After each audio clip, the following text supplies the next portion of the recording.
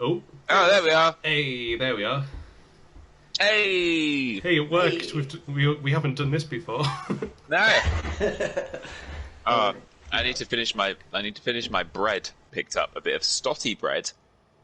For those of you that know what stotty is, and it's quite stodgy. Yes. So, yeah. What's pork lo mein? Pork lo mein. Let's Google it. Yeah. Like Happy it. DreamsCom 2021 announce day. Hello. Woo! Today we have announced that DreamsCom 21 will be taking place on July the 27th. Jamie and Rhys, Yes. show Yes. us what's new, what's happening, what's going on, how can people get involved? What is creating happening? booths? Let's Yeah, exactly. commence. Let's Let's go. I mean, first of all, if anyone finds the secret message hidden in this collection, then they are worthy of my eternal love. Anyway, that said, let's actually... Here's one I made earlier. No, not really. I mean, here's one I placed earlier. I'm just going to go through the rules, because there's a lot of them. Right, so, first one. Content of your booth must be yours. Chapter 1, page 1, sentence 1, word 1. First, the subject of your booth must be yours. Like, not just the content. I mean, you can put other people's assets in this.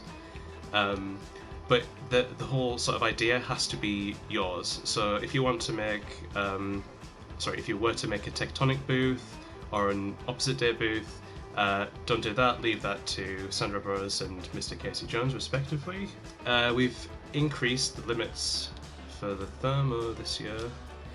I think last year's it was something like 5, or maybe 10, 5, 8, 10, 8, 5. That rings a bell or something. I think so. Now we've got 10% across the board, so that's like, you know, we're being generous this year, basically. Treating you. Treating you. Don't say we don't treat you. Right. Okay. Exactly. The booth snaps into position.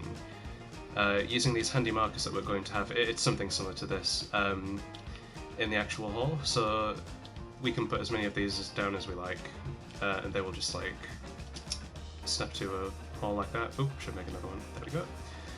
So that's how we're going to approach that this year. Yeah, I should say what you need to do is make sure it's inside of this group. I apologize for that. It's the booth template group, not the DreamsCom booth group. So you need to make sure it's scoped in yet again so you can see this microchip. I'm going to make this movable. So as you can see, it now moves independently of the booth, like the booth has moved away, leaving this behind. So what we need to do is just use any connector, and then obviously when you apply the connector, you put it on the booth itself, and you link it to the moving object, and hopefully, yes. There we are. So it's still moving, kind of. It's moving sort of like through the booth itself, but it moves along with it rather than just staying in position. And also, if you've already started making a booth and you've forgotten or you didn't read the bit where you have to place them into this group here, then all you need to do is just like double tap X and then just place everything. So for example, if you've just done that and then you've like published a booth that looks like this, that will move out the way. But if you just grab everything, scope in twice, there you go. So that will just work as intended. As long as you just select everything that's inside of the booth, but not the booth itself, obviously. And then grab it. I suppose you can use the grid tool to make sure it stays in position like this. Yeah. And then grab it and then just scope in twice. And then when you get back out and then place it, there you go. So that will be absolutely fine. Now in the rules it says that you should just keep this. You can get rid of it, but you need to bring it back basically, because that's the base of the template. Like you need to have a sort of thing that the puppet can move on, and it also kind of looks weird if you just leave the supports like that. You are more than welcome to change the coat and the style of this, and you can spray paint it. Absolutely, you're more than welcome to spray paint this and make it look however you like. But we just ask that you keep the shape. So you can change the colour of it, you can change the materials as long as it's not too loose. because obviously if you make it looser, then you can like see through it basically as you get to it. Another thing is you can get rid of these supports here. We don't need them this time, as long as there is a hidden ruler tool inside each DreamsCom booth that tells you that you need to keep everything inside here, basically. Right. Chapter 2. Yeah, originally this microchip here, the booth lighting preview microchip, was going to give you a glimpse of what the DreamsCom halls will look like when they get to the show floor. It doesn't, because we didn't quite finalise the sort of art of the halls, I suppose. So you can delete this microchip entirely, and don't worry if you haven't if you just turn it on, it doesn't do anything. So don't worry, just get rid of that. All right, next bit is the puppet. Oh yeah. So just using a variation on this little guy, this person. Yeah, I mean, last year we didn't let you jump because I think we used that as a different action button for DreamsCom. And we're taking a different approach to the way that we let people see demos of games. But that means you can do some crazy platforming action in your booth if you'd like. It will also, we're not messing with this too much. If you want, just like a sliding section or something, go for it. And it also contains all of the, the tags and stuff. So if you want something to follow the puppet, you can just use the possessed puppet tag. You can use this for testing purposes, of course, because it's just a really good way to gauge if the booth is maneuverable or not. But what you need to do is make sure that you get rid of the puppet before you submit it. But that's not to say that you can't have puppets in your booth. You're more than welcome to have puppets in, just as long as they don't take control of the imp. They have to move independently, or they can just exist independently of sort of imp, so you can't possess things basically, because we're going to handle that. Taps had a good question about health modifiers and health management. Yes. And stuff. We will probably remove that from the puppet, correct? So that players can't die at DreamsCom. Absolutely. There is no game. There is no game over at DreamsCom. Yeah. You die in DreamsCom. You die in real life. Yeah. I saw Kutaya ask about things going below the booth. Yeah. Which is no. Yeah, that's a very big. It's quite a small no actually, I suppose, height wise. But also, it was like half a joke. I've never done that before. All right. Also, this is kind of similar.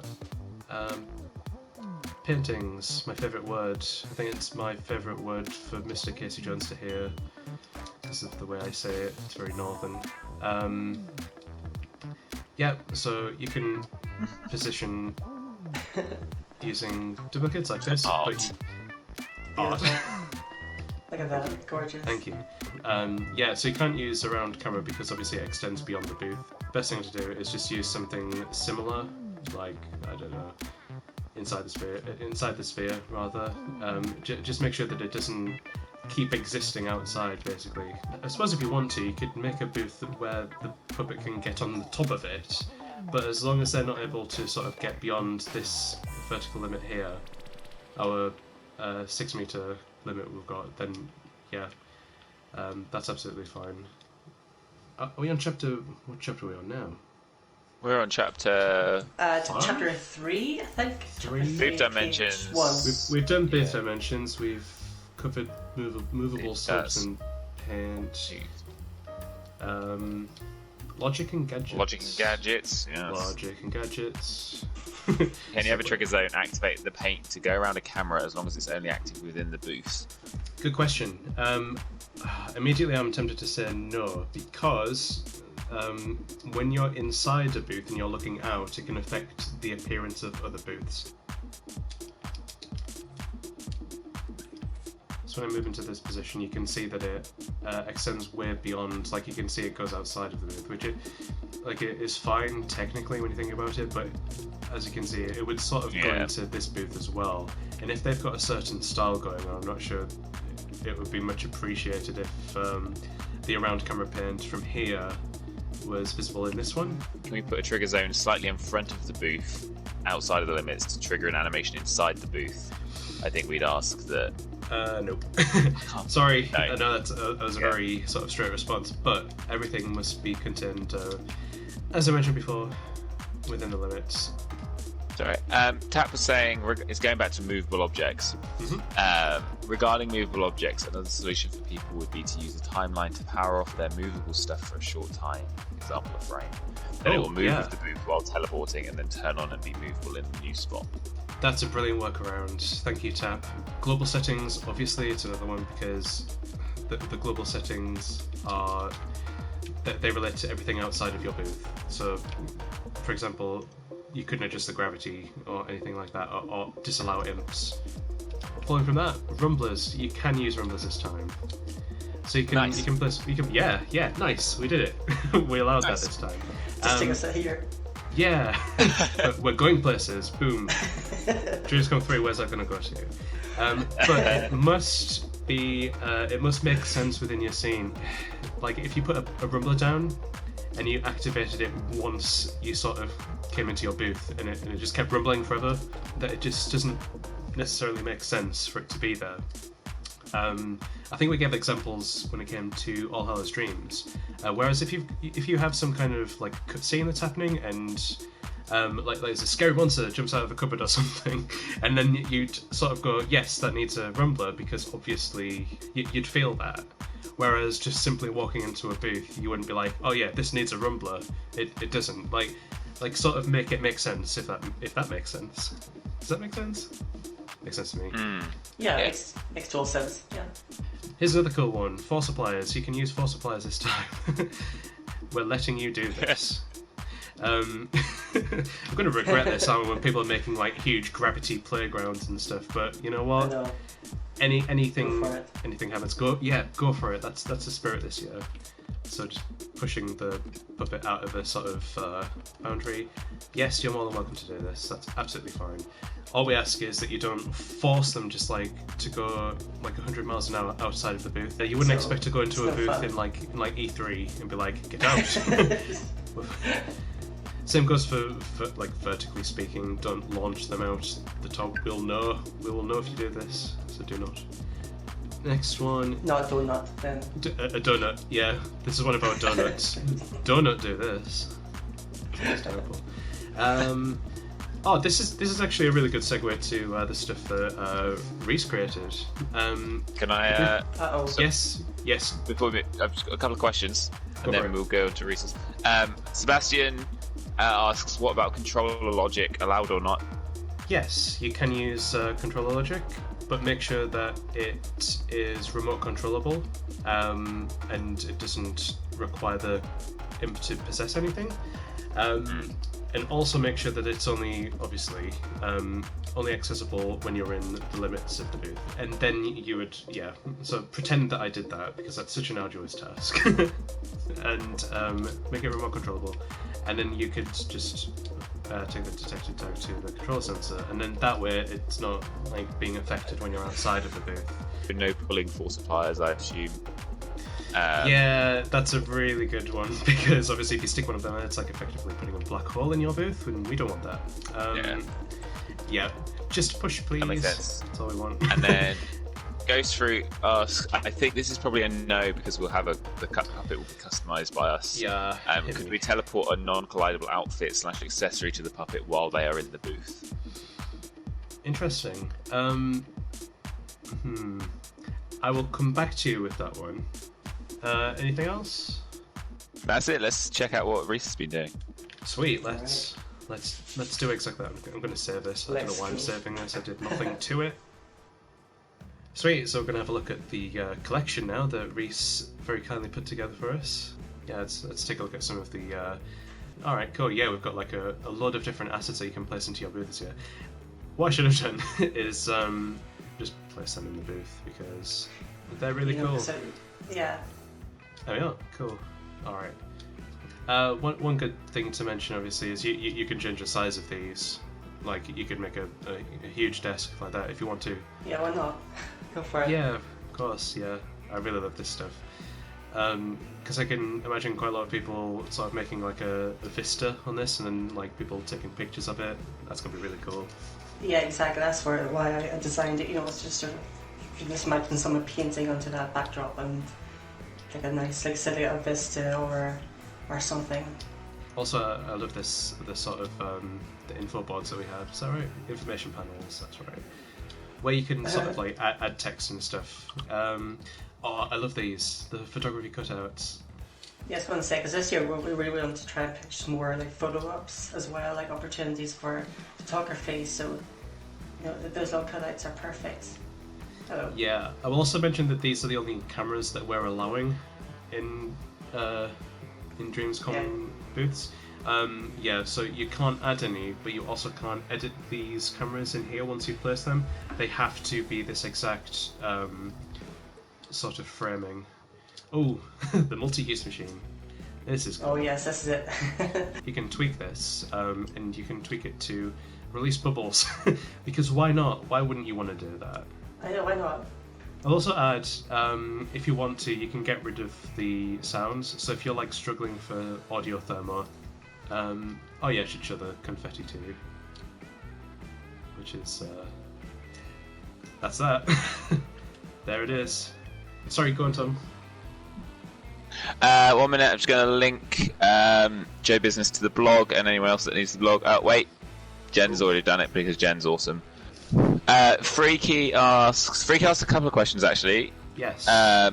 He was asking originally about prize bubbles. Yes. Are they allowed? No, I think sorry. No, because they gave us some issues last year. Yeah. And also, on the positioning of the frames in kiosk, do they have to be positioned so camera points from inside the booth to outside the booth? I would just make sure that you check the position of the camera and make sure that is inside as well.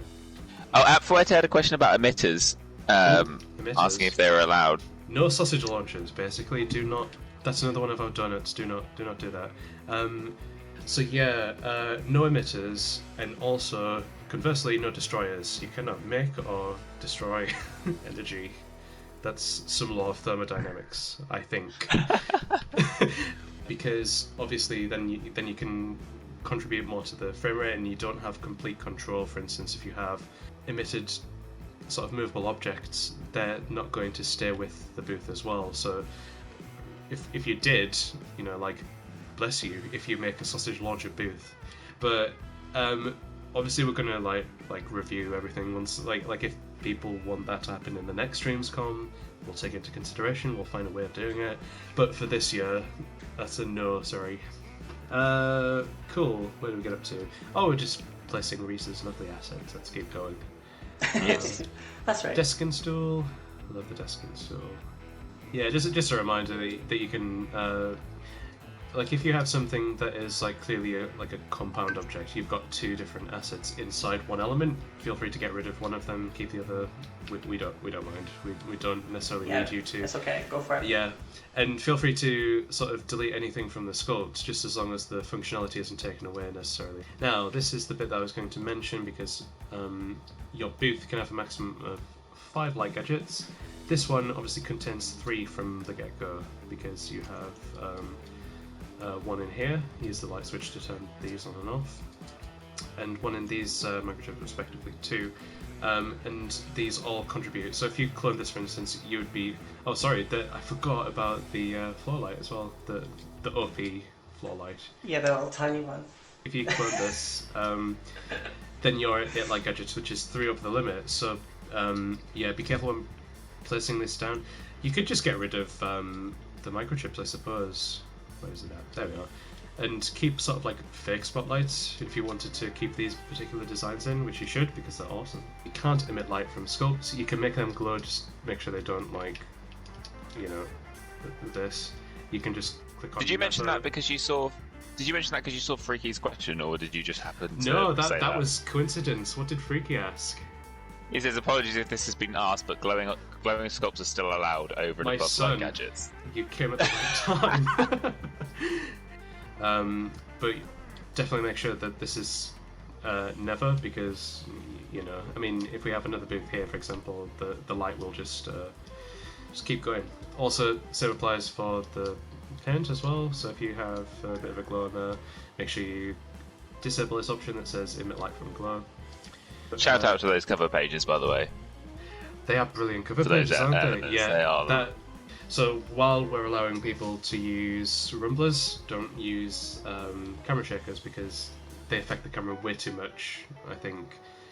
Camera pointers obviously are a no-no because you're controlling the camera in some way, and wipers because obviously putting a wiper on the screen, it just affects like this kind of stuff. We don't want that to happen when you're in booths. Text and audio, really quickly. You can add text to space to the booth. Make sure that it's in the scene, so we don't want anything appearing on the screen. Blah, that'll do.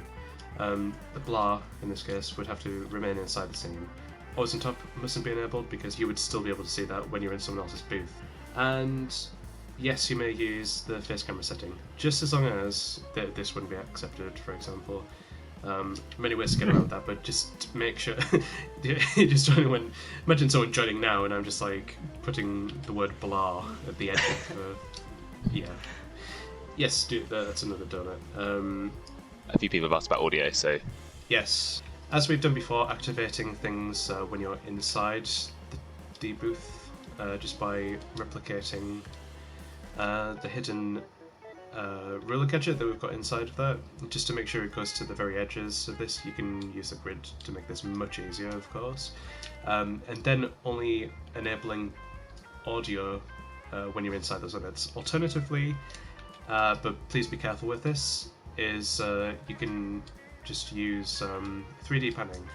You should take extra steps just to make sure that you can't hear it when you're in another booth. Like if there is one, like if you're outside of this, you shouldn't be able to hear it basically.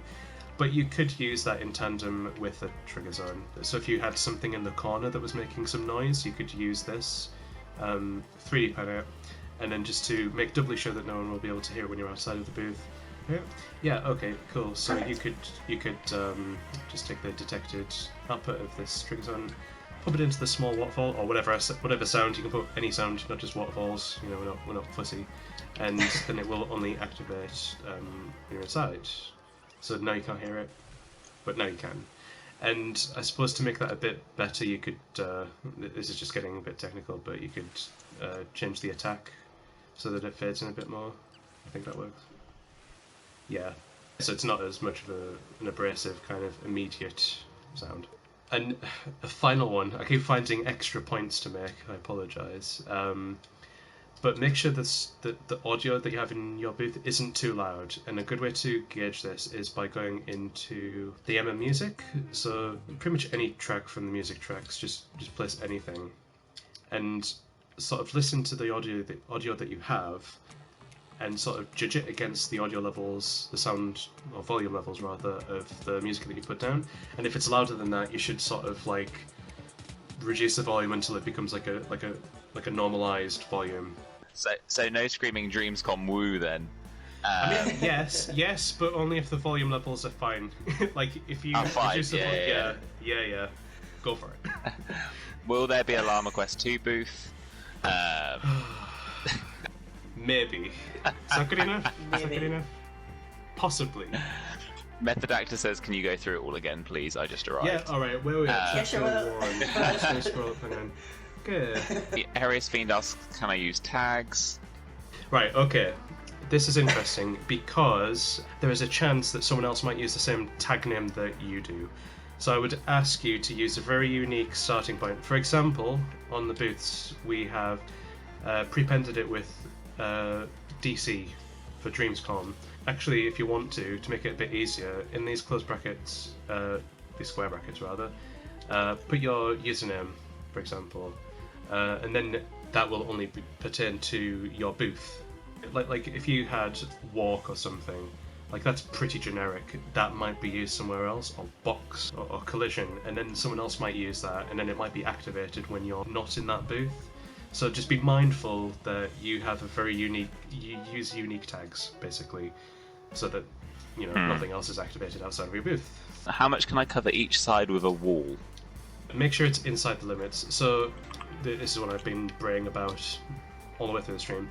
you couldn't do that, for example. Like, yes, it's on the edge, but it is not, in this instance, contained within the ruler limits. So this would be disqualified. Are we looking at having a first-person mode in DreamsCom? Let's do it. I would say we haven't finalised a lot of because the show is a couple of months out. We're now that this is out, we're obviously moving on to finalising floor design, but let's not guarantee anything just yet. Before, I think, to wrap up, maybe we look at some example booths next Absolutely. time. Yeah, that sounds good. I just want to make this point very clear. Do not use this.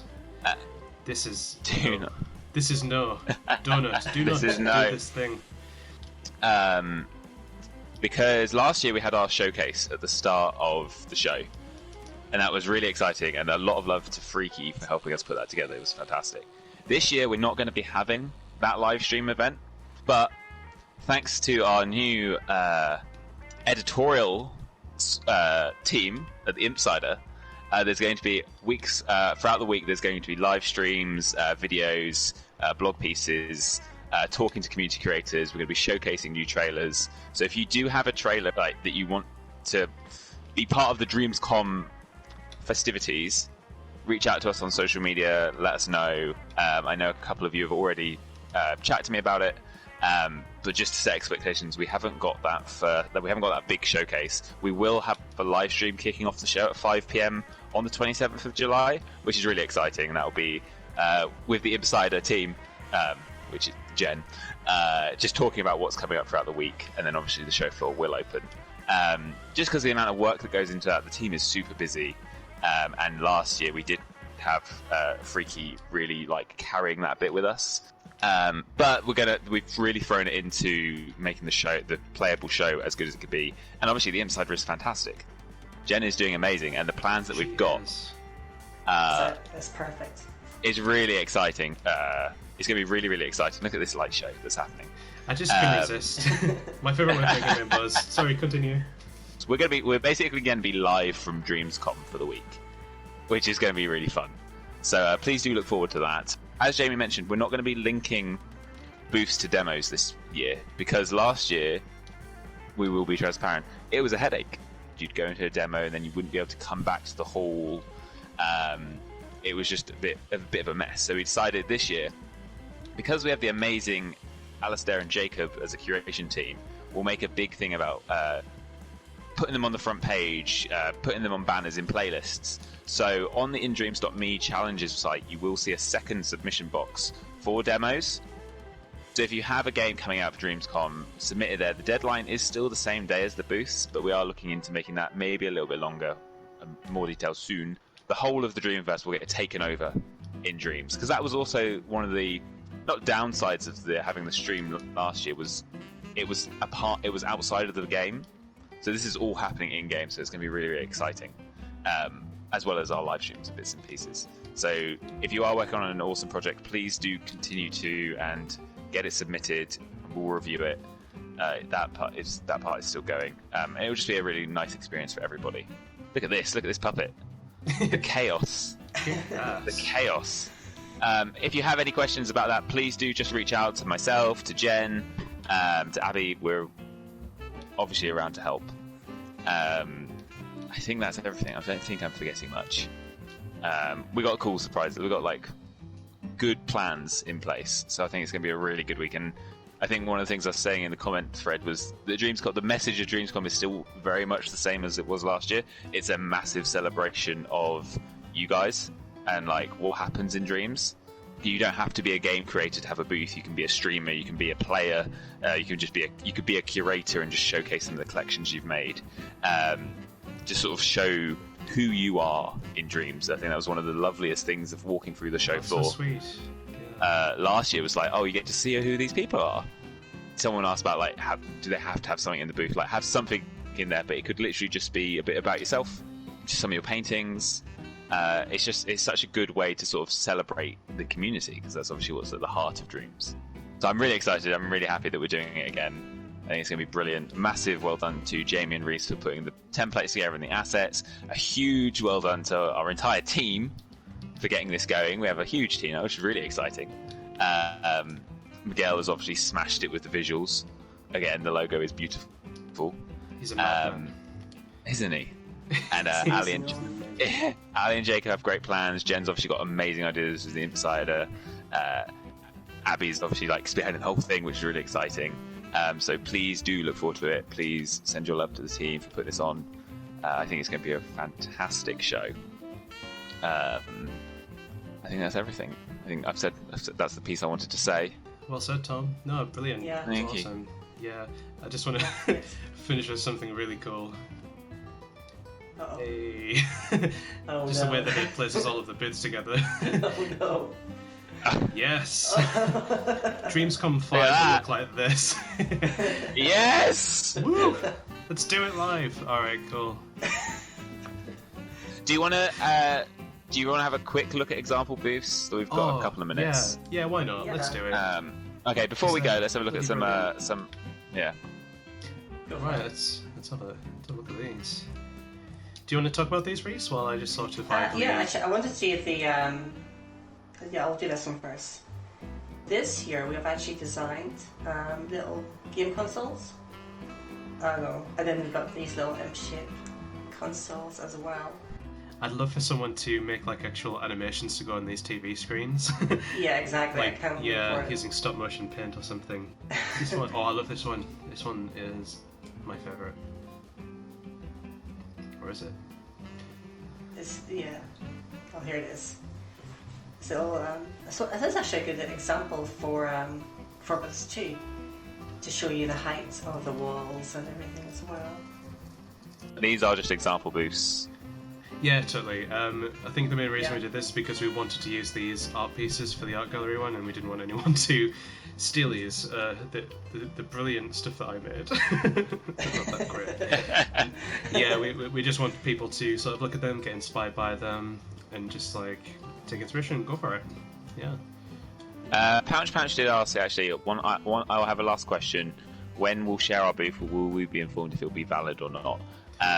Unfortunately, our submission tool still doesn't do that. There's enough time between the submission date. We've obviously given the team a lot more time. I think, what was it last year, Jamie? Like a week and a bit. Yes, that's right. To put the whole thing together. A week and a bit. Which was not enough. Which was not enough time. We have a whole month, so hopefully we'll have time to sort of reach out to you and work. But I imagine if it's the not restrictions, but the guidelines are, I think, friendly enough that it will be quite hard to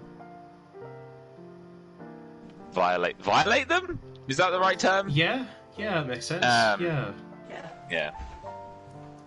Oh, I just want to make a point here because, like, I think last year when we did DreamsCom, we were just like, yeah, you make it make sense. Like, don't have floating things. This time we're just like, yeah, float it, make it spin, whatever. We don't care. Finally, oh, I love this one too. This is so cute. This is like the master of designing like really cool booths. Yeah. Like, here's another thing too. If you don't have a game for an art piece, if you G-stream on Twitch, you can design your own talk show as well. And that's a big thing I was sort of going into when I was designing these little examples. There's so many different things you can do if you don't have a game or in order to show off. So this is a little talk show example. There's a microphone, there's your lights, the cameras, and whatnot. It's so good, man. Such a good idea. Another thing angle is, the imp so it sits on the chair. There. so you can also do a booth that maybe showcases a hobby that you like, or something that you're very passionate about, and you want to teach other people about that, whatever it is you like. Yeah, you did a legendary job. Just so happy with like where we've come with this one, because last year was just so bare bones, and we've just like really pushed it a bit further. Yeah, cool. Thanks, Rhys. That was awesome. Yeah, awesome work, Rhys. And yeah, thank you both of you for doing the stream. Thank you, Jamie, for running through all that. It's all good. Again, and massive well done to the team for making this happen. It's really exciting. We shall Special call it there. Special thank you to Daniel Hughes, one of our QA testers, who did so much work just to get this out the door. Yes, definitely. Yeah, it's amazing. Yes. He's so cool. Yeah, 100%. Amazing. Thank you so much. Cool. Let us head out for the day. Cool. Everyone have a lovely evening, afternoon, morning, wherever you are. Thank you for watching. Peace and love to you all. Stay safe, stay healthy. Jamie, it's up to you to end the stream. It's up to me. This is where I fiddle and pretend to not. Oh, the power you have. Bye. Thank you for joining. Bye.